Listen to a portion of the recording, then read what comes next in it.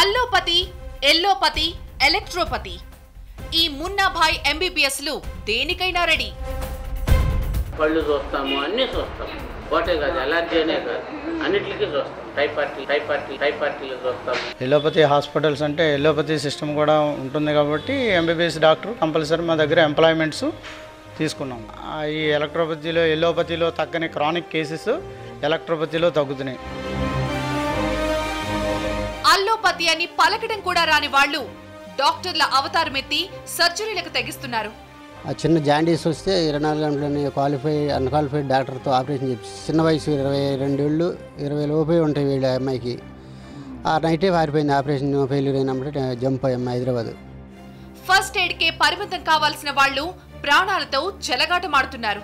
నేను ఉద్యోగం చేస్తాడు, నా కొడుకు వస్తాడు అనుకున్నాను.